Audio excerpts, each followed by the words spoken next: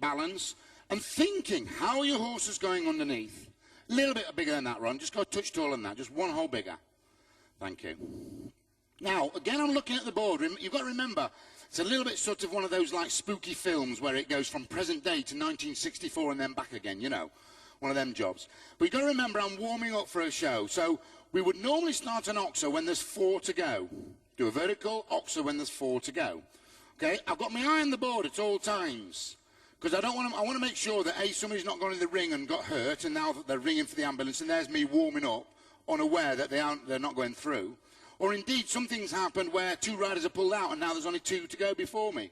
So always keep my eye on the board. How many have I got? International shows, we get a running order.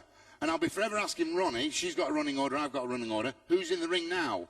Just again, to make sure that we're on track for the warm-up.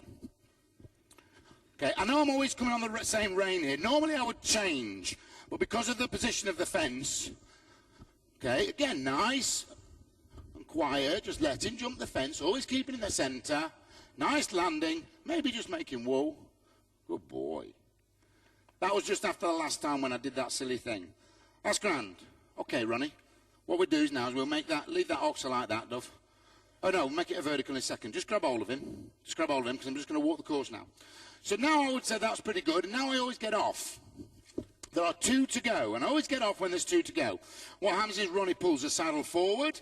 She checks all the bridle work, make sure everything's working okay, the boots haven't slipped. This is where I go into my focus mode now. I just have a little walk round, and I concentrate. What am I going to do? What is my plan? You know, might be somebody there, I might ask them, how's that distance riding down to that double? What's the time like? Things like that. So I'm just getting, now she's getting the horse prepared. Now I know there's only 2 to go, you see, so what's happening is he's having a breather and I'm having a breather, and I'm getting myself in the focus zone, if you like, to be a bit corny, you know what I mean? But I'm starting to think about my job, and I'm really concentrating, so I might just be, you know, going around. And what's happening is by doing this, everything is allowed to slow down. What we're going to do, we're just going to pop round, just do a nice, simple little course. This is going to be our number 1 fence here. This is going to be number 1, okay? We're going to jump it that way, round the turn, left-handed, using the full boards. We're going to go over this black and white vertical now. Over this black and white vertical. I'm then going to walk the distance. Now, the distance and related distance is very simple to remember. You allow, and I said this morning, you allow half a stride for takeoff, half a stride for landing.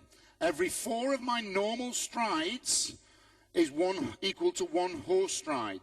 So this is how it goes, something like this. 1, 2. This is where the horse will land, half a stride away, just about here. 1, 2, 3, 4. 1 stride, okay? 1, 2, 3, 4. 2 strides. 1, 2, 3, 4. 3 strides. 1, 2. We've allowed half a stride. So that is 3 level strides. And this is going back to what I've always maintained. He's not the course builder. Okay, I built this. But in normal situations, ladies and gentlemen, the course builder has built this for the average horse, not for your horse. A lady came up to me today, and she's a lovely lady, and she said, yeah, but my horse only takes an 11-foot stride.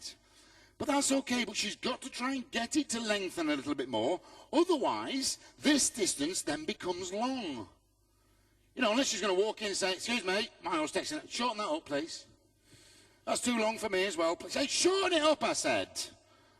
Yeah? Or you've got the other way around. Another lady came up to me and said they've got a 5-year-old that was 17.3. Can you imagine? Excuse me, 17.3. Can you make that longer? It'll bounce that. You better make that a bit longer, otherwise I'm going to be in local infirmary.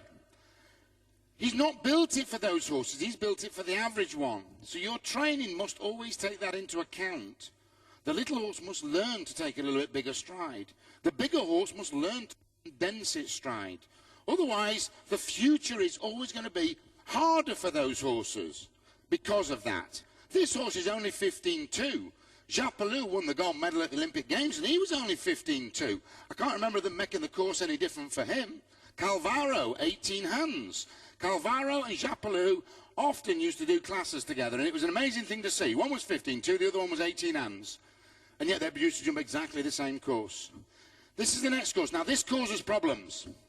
what I've got here, these viaduct walls. And the reason why they cause problems, ladies and gentlemen, is very simple. It's because the horse is using the floor as a guide, and all of a sudden the guide that's using it disappears. So therefore, any broken ground line, any water ditch, anything where the ground line is lost, the horse gives absolute total suspicion to. And this is an exact point where the horse can see that, and it's a broken ground line. That's what causes it problems. It's a question of trust, and that's why the course builder is using this to try and see if the horse is totally trusting of the rider.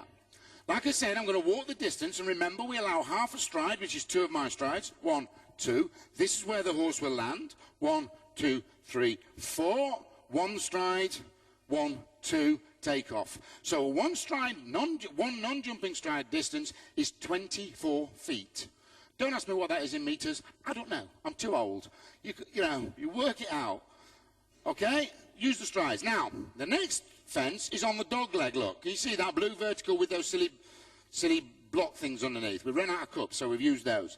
What I'm going to do here is walk the distance on the line. Okay? And that goes something like this. 1, 2, 1, 2,